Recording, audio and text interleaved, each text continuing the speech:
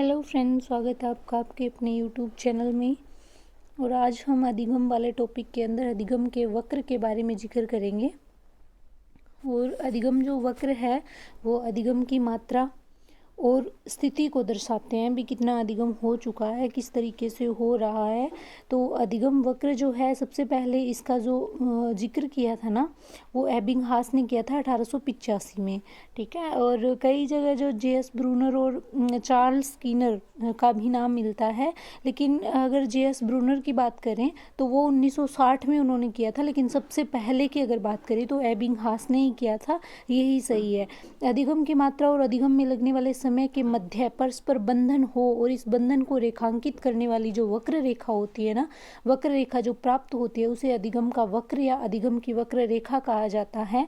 जैसे हम इकोनॉमिक्स के अंदर वक्र बनाते हैं, मांग और उसको दर्शाते हैं, तो सेम वैसे ही कितने समय में कितना अधिगम हुआ है उस चीज़ को दर्शाने के लिए जब डायग्राम बनाया जाता है और डायग्राम के माध्यम से ये दर्शाया जाता है तो उसे बोलते हैं अधिगम वक्र। और 1885 में एबिंगहास ने सबसे पहले इसका यूज़ किया था। तो ये जो है 4 प्रकार के होते हैं। तो सबसे पहला जो है सबसे पहले की अपन बात कर लेते हैं सरल रेखीय वक्र, सीधी रेखा। सरल रेखा का मतलब ये होता है बिल्कुल सीधी, जो बीच में से कहीं भी टेढ़ी मेढ़ी ना हो। निष्पादन वक्र, ठीक है, मतलब कितना निष्पादन हुआ है। समान उपलब्धि वक्र, मतलब एक तरह की उपलब्धि, हमेशा एक ही दिशा में सीधा बिल्कुल, ठीक है, बिना कोई उतार चढ़ाव के। तो इस तरीके का कुछ ये डायग्राम बनता है, लेकिन ये जो है ऐसा मनुष्य के जीवन में कभी भी संभव नहीं हो सकता, क्योंकि जो इंसान है वो सीखता है ना, तो उसके सीखने में उतार चढ़ाव भी आते हैं। कभी वो कम सीखता है, कभी ज़्यादा, और कभी सीखता ही नहीं है, पठार आ जाते हैं। तो इस तरीके के जो कंडीशन है वो पॉसिबल नहीं है, ऐसा कभी भी संभव नहीं हो सकता। ठीक है। जितना समय उतनी ही अधिगम की मात्रा, मतलब ऐसा कोई इंसान पैदा ही नहीं हुआ कि जितना समय लेगा उतनी अधिगम की, अगर 1 घंटा पढ़ा है तो वो 1 घंटे के हिसाब से उतना अधिगम कर ले, ऐसा नहीं हो सकता। अधिगम में उतार चढ़ाव आते रहते हैं, सेम जो सिचुएशन कभी नहीं चलती। एक रेखा में बढ़ते हुए क्रम में कभी भी कोई इंसान नहीं सीख सकता, उसके सीखने में जो है बहुत सारे उतार चढ़ाव आते रहते हैं। तो पहला जो है ये सरल रेखीय अधिगम वक्र, ये पॉसिबल ही नहीं है, बस प्रकार के अंदर हम इसको पढ़ते हैं। ठीक है। सेकंड जो है उन्नतोदर वक्र। अब इसके अंदर बहुत सारा कन्फ्यूज़न होता है, लेकिन कन्फ्यूज़न सिर्फ उनको होता है जो अभी अभी फ्रेशर हैं, जो मनोविज्ञान को सबसे पहली बार ही पढ़ रहे हैं। कि उन्नतोदर वक्र है ना, इसको कोई कोई धनात्मक बताते हैं, बढ़ता हुआ वक्र बताते हैं, लेकिन ऐसा नहीं है। उन्नतोदर का अगर आप संधि विच्छेद करोगे ना, तो उन्नति प्लस नतोदर, मतलब पहले उन्नति होगी, बाद में जो है वो नीचे की तरफ आएगा। यानी शुरुआत में उन्नतोदर वक्र के अंदर शुरुआत में जो है अधिगम बड़ी ही तेज गति से होता है, लेकिन बाद में क्या है, जब उच्चतम बिंदु आ जाता है ना, तो फिर वो वापस नीचे की तरफ आने लग जाता है। इस तरीके से, इस तरीके का पठार बन जाता है और फिर वापस नीचे की तरफ आने लगता है। तो इतने तो आप खुद समझदार हो कि जब एक जो है अधिगम पहले शुरू में जो जोश जोश में एक बच्चा पढ़ता है और बाद में क्या है धीरे धीरे नीचे की तरफ वापस से उसकी जो टाइमिंग है वो कम होने लगती है, तो ये कोई बढ़िया बात तो है नहीं। ये तो बढ़ता हुआ घटता हुआ है ये तो, क्योंकि वो एक बार अगर स्पीड से पढ़ भी लेगा, जैसे हमारे अंदर भी बहुत सारे बच्चे ऐसे होते हैं, अपन भी ऐसा ही करते होंगे। जब क्या है, जब पहले पहले सिलेबस आता है ना, और जब हम ये सोच के बैठते हैं कि हमें तो इस भर्ती में शीट निकालनी है, तो अपन क्या करते हैं, शुरुआत वाले दिनों में 13 घंटे 12 घंटे 10-10 घंटे का टाइम टेबल सेट करते हैं। लेकिन वो 1 दिन 2 दिन ज़्यादा से ज़्यादा 5 दिन, उसके बाद क्या है, हम सेम सिचुएशन में है ना, तो हमारी वही पहले वाली जो दिनचर्या है वो शुरू हो जाती है, क्योंकि इतना कोई पढ़ नहीं पाता। तो वो सेम सिचुएशन है, वापस से क्या है धीरे धीरे नीचे आने लग जाता है। ये वक्र घटता हुआ वक्र होता है, ये ऋणात्मक होता है, नेगेटिविटी बताता है, नकारात्मक होता है, अवतल होता है, कन्वेक्स कर्व इसको इंग्लिश में बोलते हैं। इसमें क्या है, समय कम और अधिगम की जो दर होती है ना, एक बार तो अधिक होती है, लेकिन बाद में नीचे की तरफ कम समय में। शुरुआत में जैसे जोश जोश में हम अपने ऊपर ले लो कि आप अगर जब भर्ती आती है या भर्ती का जो टाइम टेबल जो सिलेबस आता है, तो उस टाइम क्या एकदम से बहुत सारा सिलेबस हम कवर करने की सोचते हैं और आधे से ज़्यादा कवर कर भी जाते हैं। लेकिन जब रिवीजन का टाइम आता है ना, उच्चतम बिंदु आ जाता है, सारा सिलेबस हमने कम समय में कंप्लीट भी कर लिया, लेकिन जब रिवीजन का टाइम आता है तो उच्चतम बिंदु पर पहुंच गए, वापस से नीचे। फिर ये होता है विकल्प पढ़ लेंगे, परसों पढ़ लेंगे, ठीक है। तो इस तरीके से होने लग जाए। इसमें क्या है, कम समय में ज़्यादा अधिगम कर लेते हैं, लेकिन जब उच्चतम बिंदु पर पहुंच जाते हैं ना, तो फिर जो अधिगम की मात्रा है वो घटने लगती है, ये नीचे की तरफ आने लगता है। इसीलिए इसकी जो स्थिति है वो कुछ इस तरीके की बनती है। तो उन्नतोदर में उन्नति को मत देखो, उन्नति प्लस नतोदर, पहले उन्नति होगी और फिर नीचे की तरफ आएगा, इसलिए घटता हुआ वक्र होता है, ऋणात्मक होता है, नकारात्मक होता है।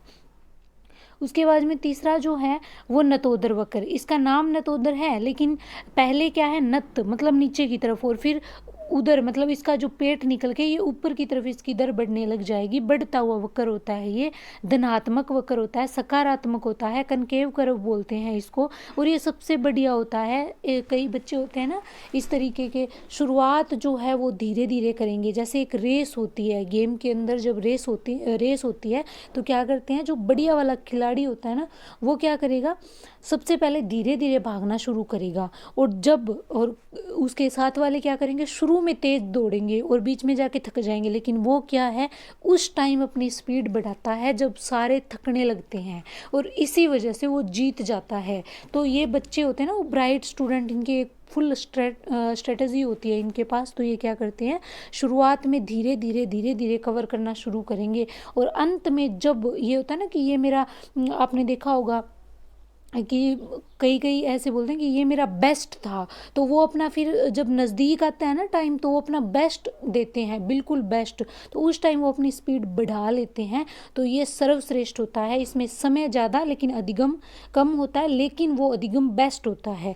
मतलब धीरे धीरे, पहले क्या है, धीरे धीरे शुरू करेंगे, और अंत में जब टाइम आ जाता है ना, जैसे एग्ज़ाम का टाइम आ गया, तो वो अपना बेस्ट देते हैं, फिर वो पूरा मतलब अपना जो जितना उनके अंदर होती है ना एबिलिटी, वो सारी झोंक देते हैं, तो इस वजह से वो सक्सेस भी हो जाते हैं, ठीक है।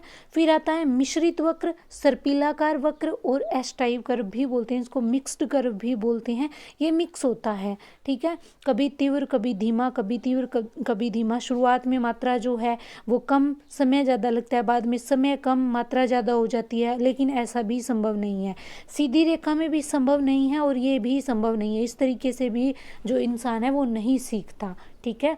तो ये थे हमारे 4 वक्र, ठीक है। उसके बाद बात कर लेते हैं अधिगम को प्रभावित करने वाले कारक। तो अधिगम को जो कारक है, वैसे तो बहुत सारे कारण होते हैं जो अधिगम को प्रभावित करते हैं, लेकिन अगर मोटे मोटे तौर पे देखा जाए तो 2 कारक होते हैं, एक तो जिनसे गति कम होती है, और दूसरा जिनसे गति ज़्यादा होती है। तो जाहिर सी बात है, ये नेगेटिव हो गए और ये पॉजिटिव हो गए। अगर हम बच्चे को मतलब अगर सारी चीज़ें उसे बढ़िया ही बढ़िया मिलेगी तो उसका अधिगम बढ़िया होगा, और अगर उसे प्रॉब्लम्स आएगी तो अधिगम जो है कम होने लग जाएगा। तो इस तरीके से 2 पार्ट्स के अंदर डिवाइड किया जा सकता है। तो मोटे मोटे कारण जो है हम देख लेते हैं। वैसे तो अधिगम ना होने के बहुत कारण है, बहुत, और सबसे बड़ा तो अभी जो आपके हाथ में है वो भी हो सकता है। अगर आप उसका पॉजिटिव यूज़ ना करोगे तो फिर ये जो आपके हाथ में अभी जिसमें आप मेरी वीडियो देख रहे हो ना, वो भी कारण हो सकता है अधिगम ना होने का। तो जो कारण है मोटे मोटे उनका हम जिक्र कर लेते हैं। सबसे पहला है अभिप्रेरणा, मोटिवेशन। तो जिस अधिगम करते टाइम अगर हम बच्चे को लंबे समय तक कोई मोटिवेशन नहीं देंगे तो उसकी अधिगम की जो गति है वो कम हो जाएगी, और अगर हम अभिप्रेरणा यानी मोटिवेशन देंगे तो क्या है, उसकी अधिगम की गति तेज हो जाएगी, ठीक है। आजकल तो मोटिवेशन का ट्रेंड बना हुआ है ना, यूट्यूब पे मोटिवेशन की वीडियो भर भर के मिलती है, आप डेली कहते होंगे। और कई तो महानुभाव ऐसे होते हैं कि मुझे हर दिन में 2 बार मोटिवेशन की ज़रूरत पड़ती है। तो फिर मेरा उनसे यही कहना है कि आप किसी बढ़िया से जो है मानसिक जो स्थिति देखते हैं, साइकेट्रिक्स बोलते हैं उसको, उसके पास आप जा सकते हैं। तो ये नाम इतना कठिन है, तो उनकी जो समस्याएं सॉल्व करने वाले हैं वो भी जो है कठिन ही काम करते होंगे बेचारे डॉक्टर। तो आप किसी मनोवैज्ञानिक विशेषज्ञ के पास जा सकते हैं। तो इससे क्या है, अभिप्रेरणा की ज़रूरत होती है हमें लाइफ में, लेकिन इतनी ज़्यादा नहीं होती कि हम मानसिक रोगी बन जाएं। तो अभिप्रेरणा जो है कम होगी तो अधिगम भी कम, और ज़्यादा होगी तो अधिगम ज़्यादा। फिर आती है विषय वस्तु, ठीक है। विषय वस्तु जो है वो सरल, सुबोध, सामान्यकृत होनी चाहिए, मतलब सामान्य होनी चाहिए, ज़्यादा कठिन लैंग्वेज वाली इस तरीके की नहीं होनी चाहिए। हम जब पढ़ते हैं तो हमें सबसे ज़्यादा जो ज़रूरत होती है वो किस चीज़ की होती है कि हमें कोई आसानी से समझाने वाला मिल जाए। जो विषय वस्तु जो बुक के अंदर होती है, जो बुकिश लैंग्वेज होती है, हम क्या है उसको नहीं समझ पाते।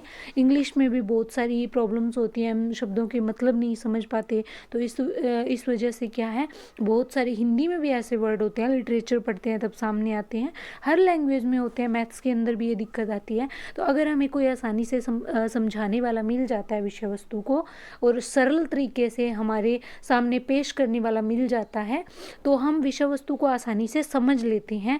और इस वजह से क्या है, ये बात है कि अगर विषय वस्तु सरल है, सुबोध है, सामान्य है, तो गति अधिगम की ज़्यादा होगी, और अगर बहुत ही ज़्यादा कठिन है तो गति अधिगम की कम हो जाएगी। फिर आता है वातावरण, और ये तो सबसे ज़्यादा इम्पोर्टेंट है।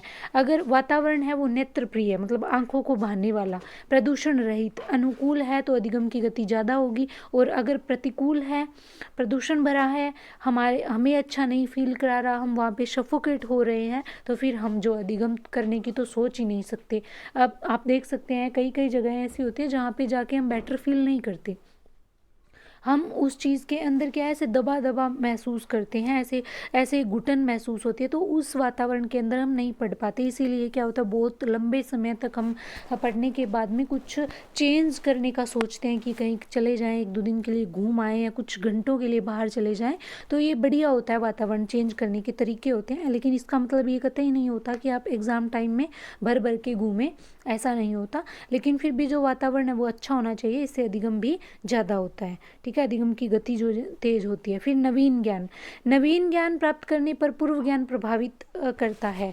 यानी हम नया ज्ञान लेंगे ना, तो नया ज्ञान जो है हमें तब अच्छे से समझ आएगा अगर हम पूर्व ज्ञान से उसको जोड़कर करेंगे, जोड़कर उसे पढ़ेंगे। तो इसीलिए क्या है, विषय वस्तु है जो अभी हम पढ़ रहे हैं, तो उसको पुराना जो हमारे अंदर ज्ञान है उससे जोड़ के पढ़ना चाहिए, ताकि वो हमें आसानी से समझ आ जाए। फिर होती है विधियाँ, और विधियाँ तो सबसे ज़्यादा इम्पोर्टेंट है। अगर कोई हमें कुछ समझा रहा है और अगर उसकी विधियाँ अच्छी हैं, अगर या हम खुद सीख रहे हैं और उसके तरीके अच्छे हैं सीखने के, तो अधिगम ज़्यादा होगा। ठीक, ऑब्वियसली ज़्यादा होगा। और इसीलिए क्या है, विधियाँ भी जो हमें अच्छी अच्छी यूज़ करनी चाहिए। उसके बाद में प्रतिक्रिया, सहज क्रिया और अनुक्रिया, ये तीनों देखने में हमें सेम लगती है, लेकिन ये सेम नहीं है। सबसे पहले प्रतिक्रिया, प्रतिक्रिया होती है क्रिया के प्रति की गई क्रिया। जैसे लाइट जली, ये एक क्रिया थी, और हमारी आंखें जो है लाइट जलने के साथ ही खुल जाती हैं। आप अंधेरे में आराम से आंखें बंद करके सो रहे होते हैं, और जैसे लाइट जलती है तो हम ऐसे आंखें मिचमिचा के खोल लेते हैं कि क्यों जली। ठीक है, तो इस तरीके से ये क्या है, क्रिया के प्रति जो है क्रिया की गई है, इसीलिए इसको प्रतिक्रिया कहते हैं। सहज क्रिया होती है जो जन्मजात होती है। आपने ये शैशवावस्था के अंदर बच्चों के बारे में पढ़ा होगा कि उनका जो व्यवहार है वो मूल प्रवृत्त्यात्मक होता है। तो मूल प्रवृत्त्यात्मक का मतलब ये होता है कि वो सहज क्रियाएं करती हैं। सहज क्रिया जिनमें कोई चेंजेस नहीं होता, मतलब जिनकी कोई वजह नहीं होती, मतलब वो अपने आप होनी ही होनी है। जैसे प्याज काटने से आंसू आ जाते हैं हमारे, ठीक है, तो ये एक सहज क्रिया है, इसमें कोई किंतु परंतु नहीं है। अगर आप प्याज काटोगे तो आंसू आएंगे ही आएंगे। तो ये एक जन्मजात क्रिया है, मूल प्रवृत्ति पर आधारित है। तो जो मूल प्रवृत्तियों पर आधारित होती है, जन्मजात होती हैं, जिन पर हमारा कोई जोर नहीं होता, वो होती है सहज क्रिया। फिर होती है अनुक्रिया, पढ़ने के लिए विषय वस्तु के प्रति जो क्रिया होती है, या अधिगम के लिए जो हम क्रिया करते हैं ना, वो अनुक्रिया होती है। ये भी अधिगम को प्रभावित करती है। तो तीनों क्रियाएं, प्रतिक्रिया, क्रिया के प्रति की गई क्रिया, सहज क्रिया जो जन्मजात होती है, मूल प्रवृत्ति पर आधारित होती है, अनुक्रिया जो अधिगम के लिए की जाती है। ठीक है, ऐसे अनुक्रिया, ऐसे अधिगम के लिए। फिर आता है पठार। अब ये पठार क्या होता है, लेकिन एसएसटी के अंदर हम जब भूगोल पढ़ते हैं तो पठार को हम पढ़ते हैं कि जो ऊपर से इस तरीके से समतल टाइप के होते हैं, उन्हें पठार कहते हैं। तो इसका नाम पठार इसीलिए दिया गया कि ये जो है इस तरीके की कुछ जो स्थिति बना लेता है, इसीलिए इसको पठार नाम दिया गया। जब सीखने की प्रक्रिया में प्रगति समान रूप से नहीं होती तथा सीखने में कुछ समय के लिए प्रगति रुक जाती है, सीखने की इस रुकावट की अवस्था को अधिगम का पठार कहते हैं। जब सीखने के प्रयास का सीखने की मात्रा पर प्रभाव नहीं पड़ता तब क्या होता है, पठार बोलते हैं उसको। वो जो स्थिति होती है ना, जब सीखने का हम बहुत प्रयास कर रहे हैं लेकिन जो हमारी सीखने की मात्रा है ना वो बढ़ नहीं रही, मतलब जहाँ पे है ना घट रही है ना बढ़ रही है, जहाँ है वहीं पे रुकी हुई है, तो उस स्थिति को बोलते हैं, कुछ ऐसी स्थिति बन जाती है, ऐसी सीधी बिल्कुल, तो उसको बोलते हैं सीखने का पठार। तो स्थिति इसकी अगर डायग्राम में देखें तो कुछ इस तरीके की स्थिति बन जाती है।